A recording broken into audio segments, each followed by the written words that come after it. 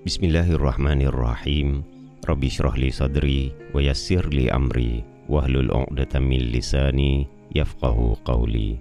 Minda Presiden PAS Tuan Guru Haji Abdul Hadi Awang bertajuk Bersama Islam, Bersih dan Stabil, BEST. Al-Quran meletakkan acuan pemerintahan negara yang dijanjikan bersih dan stabil melalui firman Allah Subhanahu wa Ta'ala yang bermaksud, dan Allah telah berjanji kepada orang-orang yang beriman antara kamu dan mengerjakan amal-amal yang soleh bahawa Dia, yakni Allah, sungguh-sungguh akan menjadikan mereka berkuasa di muka bumi sebagaimana Dia telah menjadikan orang-orang sebelum mereka berkuasa, dan sungguh Dia akan meneguhkan bagi mereka agama yang telah diridhoinya, yakni Islam, untuk mereka, dan Dia benar-benar akan menukar keadaan mereka sesudah mereka dalam ketakutan menjadi aman sentosa.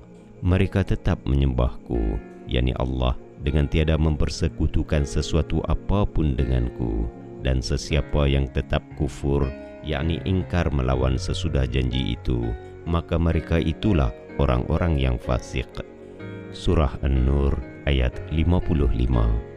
Begitulah ketetapan Allah Subhanahu wa Ta'ala yang meletakkan syarat beriman dan mengerjakan amal yang soleh dengan ikhlas niatnya kerananya. Lalu Islam itu diizinkan berkuasa dalam sebuah negara yang bersifat adil kepada semua, sehingga kan negara itu kemudiannya berjaya mewujudkan kepimpinan yang bersih daripada sebarang salah laku, penyelewengan dan kezaliman, serta mewujudkan keamanan dan kestabilan. Hal ini demikian kerana wujud keadilan yang menyeluruh dalam segala aspek pemerintahan, pentadbiran, kehakiman, ekonomi dan masyarakat majmuk, serta hukumannya yang mendidik masyarakat. Firman Allah Subhanahu wa Ta'ala yang bermaksud, iaitu orang-orang yang telah diusir dari kampung halaman mereka tanpa alasan yang benar, kecuali kerana mereka berkata, Tuhan kami hanyalah Allah, dan sekiranya Allah tidak menolak keganasan sebahagian manusia dengan sebahagian yang lain, tentulah telah dirobohkan biara-biara Nasrani, gereja-gereja, rumah-rumah ibadat orang Yahudi, dan masjid-masjid yang di dalamnya banyak disebut nama Allah. Sesungguhnya Allah pasti menolong orang yang menolong agamanya. Sesungguhnya Allah benar-benar maha kuat lagi maha perkasa. Surah Al-Hajj ayat 40.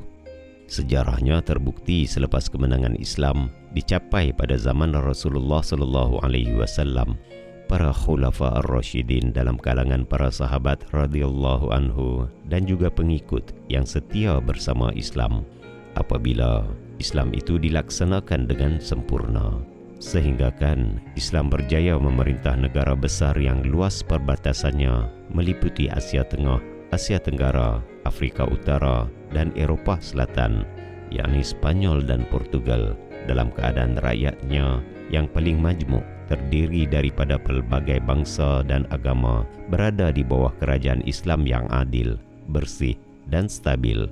Kerajaan yang adil terhadap semua dengan berpandukan perintah Al-Quran terbukti membawa nilai bersih dan berintegriti yang sebenar, serta mewujudkan kestabilan dalam negara.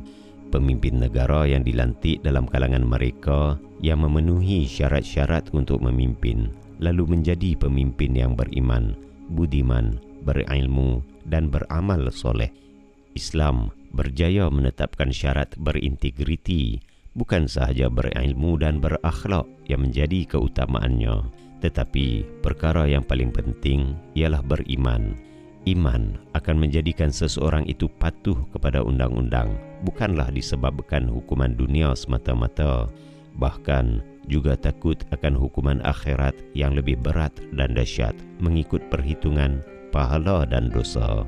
Ciri-ciri mereka yang berkuasa menjadi kerajaan dalam Islam dinyatakan oleh firman Allah Subhanahu wa Ta'ala yang bermaksud, iaitu orang-orang yang jika kami teguhkan kedudukan mereka di muka bumi, berkuasa menjadi kerajaan, nescaya mereka mendirikan sembahyang, menunaikan zakat, menyuruh berbuat ma'ruf yakni kebaikan, dan mencegah daripada perbuatan yang mungkar yakni haram, dan kepada Allah jua kembali segala urusan. Surah Al-Hajj ayat 41. Para pemimpin yang bersolat sentiasa berhubung dengan Allah Subhanahu wa Ta'ala, bermuhasabah dirinya, berzakat, melaksanakan ekonomi yang adil, berkebajikan dalam segala aspek dan hebat dalam mencegah kemungkaran, serta berwawasan akhirat, yakni percaya tentang adanya balasan dosa dan pahala. Pemerintahan Islam yang mempunyai ciri-ciri tersebut dan melaksanakan syariat yang sempurna berjaya mewujudkan keamanan dan kestabilan. Bahkan dihormati rakyat kerana keadilannya, bukannya rakyat takut akan kezalimannya, seperti mana yang telah dijanjikan dalam ayat Al-Quran pada awal tulisan ini dan sabda Rasulullah sallallahu alaihi wasallam setelah Islam itu berkuasa. Demi Allah, sesungguhnya urusan agama Islam dapat disempurnakan apabila berkuasa, sehingga orang musafir daripada Sana'a di negeri Yaman hingga ke Hadral Maut tidak merasa takut lagi kepada gangguan penjenayah, melainkan takut kepada Allah dan bahaya binatang seperti serigala yang menangkap kambing. Riwayat Al-Bukhari 3612. Hal ini menunjukkan bahawa Islam berjaya mewujudkan keamanan dan kestabilan kerana kehebatan undang-undang syariat yang mendidik masyarakat dan menakutkan penjenayah. Akhirnya, kerajaan itu dikasihi oleh rakyat kerana sifat adilnya. Adapun kejatuhan kerajaan Islam berlaku setelah kerajaannya meninggalkan ajaran Islam. Namun, ajaran Islam tetap terpelihara dalam kitab suci Al-Quran. Kumpulan yang mempertahankan ajaran Islam tetap wujud sepanjang zaman dan di seluruh dunia. Parti Islam se-Malaysia PAS berusaha memenuhi syarat-syarat tersebut dengan menapis semua nama calon-calon yang dicadangkan bertanding dalam pilihan raya. Setiap daripada mereka wajib mendapat pengesahan Majlis Syura Ulama, kemudian dilakukan bai'ah, yakni janji setia dan sumpah dengan nama Allah Subhanahu wa Ta'ala untuk tidak menyeleweng dan mengkhianati amanah apabila menjadi pemimpin. Selain itu, PAS juga pernah menubuhkan satu jabatan Hizbah yang diketuai oleh almarhum Tun Muhammad Saleh Abbas dan membuat persediaan untuk memperkasakan undang-undang syariat Islam. Akan tetapi, usaha tersebut dihalang oleh bidang kuasa kerajaan negeri yang terbatas dan bidang kuasa kerajaan pusat yang membatalkannya. Maka, tujuan PAS bagi mewujudkan kerajaan yang bersih dan stabil terhalang ketika itu. Namun, sehingga kini, PAS telah berjaya membuktikan kerajaan yang bersih daripada rasuah apabila memerintah dengan kuasa yang terbatas di negeri Kelantan, Terengganu dan Kedah.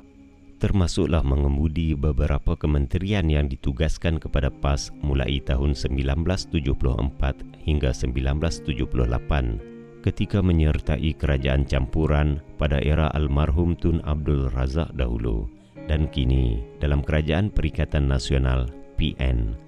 Dalam tempoh yang paling lama, PAS memerintah di Kelantan sebanyak 2 kali. Pertamanya dari tahun 1959 hingga tahun 1978 dan kali kedua pada tahun 1990 sehingga kini yang sudah lebih 30 tahun. Adapun di Terengganu, PAS memerintah sebanyak 3 kali. Kali pertama dari tahun 1959 hingga tahun 1961, kali kedua dari tahun 1999 hingga tahun 2004, dan kali ketiga dari tahun 2018 sehingga kini. Di Kedah, PAS memimpin kerajaan campuran dari tahun 2008 hingga 2012 dan dari tahun 2020 hingga kini. Semua kerajaan negeri yang ditadbir oleh PAS bersih daripada tuduhan rasuah dan terbuka bebas kepada tindakan Suruhanjaya Pencegahan Rasuah Malaysia SPRM. Keadaan ini sangat berbeza dengan kerajaan PH di beberapa buah negeri dan peringkat pusat yang ternyata mempunyai tuduhan rasuah, malah dihentikan perbicaraan dan siasatannya. Dalam Barisan Nasional, BN juga ada yang telah dihukum, dituduh dan diseret dengan tuduhan rasuah ke mahkamah, tetapi tidak dibatalkan kes mereka seperti mana PH. Perikatan Nasional PN yang disertai oleh PAS belum terbukti adanya mereka yang dikenakan tuduhan dan tiada pula yang dibawa ke mahkamah. Adapun dari sudut kestabilan pula, boleh dilihat di negeri-negeri yang mempunyai pendidikan agama yang banyak dan menjadi kubu PAS kerana masih terpeliharanya akhlak Islam. Sejarah membuktikan bahawa peristiwa 13 Mei 1969 tidak berlaku di negeri-negeri yang menjadi kubu kuat PAS seperti di Kelantan, Terengganu, Kedah dan Perlis. Sebaliknya, tragedi itu merebak dengan dahsyat di negeri-negeri yang menjadi kubu kuat DAP yang menunjukkan kesan daripada sifat ekstrim dalam hubungan antara kaum. Dalam pada itu, PAS memperjuangkan undang-undang pencegahan rasuah yang bersifat holistik. Suatu undang-undang yang bukan hanya bertindak terhadap penerima rasuah sahaja, bahkan bertindak lebih keras terhadap pemberi rasuah yang wajib menerima hukuman yang lebih berat, serta pendidikan akhlak dan iman tentang adanya dosa pahala dan hukuman akhirat. Apa yang berlaku hari ini, hukuman hanya dijatuhkan terhadap penerima rasuah sahaja. Adapun pemberi rasuah terlepas hukuman kerana ada kaitannya dengan politik wang yang diberikan oleh mereka kepada parti-parti politik, sehinggalah amalan rasuah itu merebak dan tidak boleh dikawal daripada memasuki dalam pemilihan parti-parti kerajaan BN dan PH. Hal ini termasuklah membeli undi pilihan raya yang menjadikan rasuah itu laksana wabak yang sangat membahayakan masa depan negara kita. Kini, pemberi rasuah itu beralih pula kepada PH ketika menjadi kerajaan dan berkuasa dalam tempoh masa yang singkat. Keadaan tersebut masih berterusan kerana mereka mengharapkan supaya PH menjadi kerajaan semula dengan bantuan pemberi rasuah. Maka keadaan akan menjadi lebih parah kerana adanya gabungan pemberi rasuah dan penerima rasuah yang dilaknat Allah Subhanahu wa taala, sebagaimana sabda Rasulullah sallallahu alaihi wasallam yang bermaksud Allah melaknat pemberi rasuah dan penerima rasuah. Riwayat Ahmad 9023, At-Tirmizi 1337 dan lain-lain. Kalangan mereka yang beragama Islam dalam PH terdapat sebahagiannya yang terlibat sama bergelumang dengan rasuah. Malah ada juga yang mengelirukan kerana pada zahirnya kelihatan baik dan mempunyai semangat berapi-api untuk melawan rasuah. Namun hakikatnya melawan rasuah terhadap penerima rasuah sahaja, bukannya terhadap pemberi rasuah. Lebih buruk lagi apabila mereka menjadi bisu dengan mendiamkan diri terhadap kemungkaran yang lebih besar terhadap pemberi rasuah, bahkan juga terhadap perkara yang lebih mungkar daripada itu, seperti perbuatan menghina Islam dan merendahkan kedudukan mahkamah syariah sehingga dihina. Malah banyak lagi kemungkaran yang lain yang sedang berlaku dan akan berlaku kalau dibiarkan. Firman Allah Subhanahu wa taala yang bermaksud, dan janganlah kamu mencampur adukkan perkara yang hak dengan perkara yang batil, dan janganlah kamu menyembunyikan perkara yang hak itu sedang kamu mengetahui.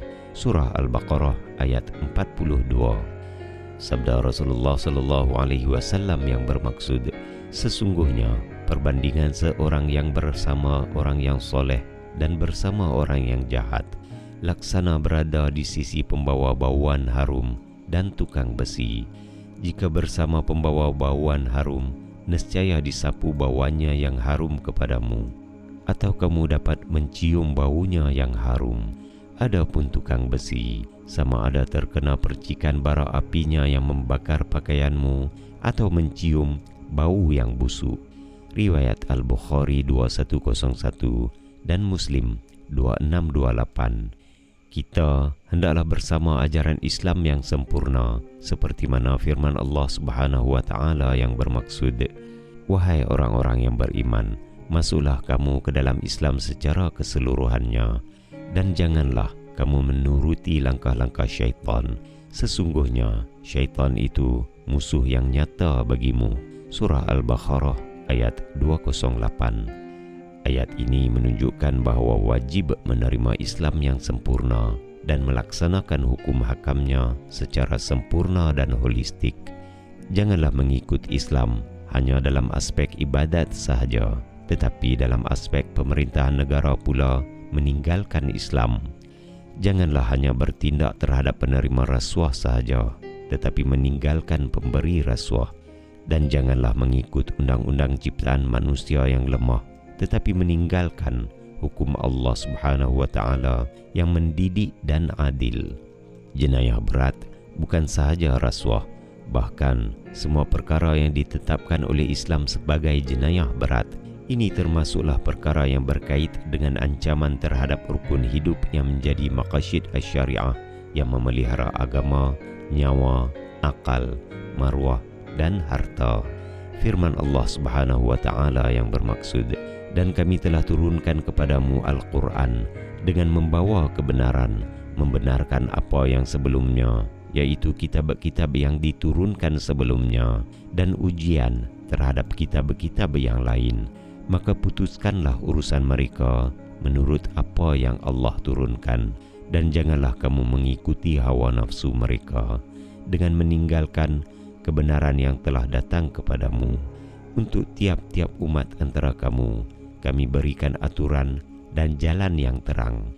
Sekiranya Allah menghendaki, nescaya kamu dijadikannya satu umat sahaja, tetapi Allah hendak menguji kamu terhadap pemberiannya kepadamu.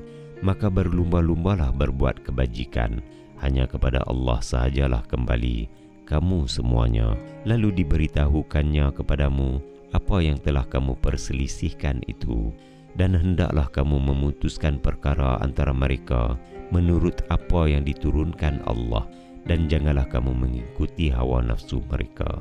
Dan berhati-hatilah kamu terhadap mereka, supaya mereka tidak memalingkan kamu daripada sebahagian apa yang telah diturunkan Allah kepadamu. Jika mereka berpaling daripada hukum yang telah diturunkan Allah, maka ketahuilah bahawa sesungguhnya Allah menghendaki akan menimpakan musibah kepada mereka disebabkan sebahagian dosa-dosa mereka. Dan sesungguhnya kebanyakan manusia itu adalah orang-orang yang fasik. Apakah hukum jahiliah yang mereka kehendaki, dan hukum siapakah yang lebih baik daripada hukum Allah bagi orang-orang yang yakin? Surah Al-Ma'idah ayat 48 hingga 50. Sekian penulisan Tuan Guru Haji Abdul Hadi Awang, Presiden PAS bertarikh 2 Rabiul Akhir 1444 Hijrah bersamaan 28 Oktober 2022 Masihi. Subhanakallahumma wa bihamdika asyhadu an la ilaha illa anta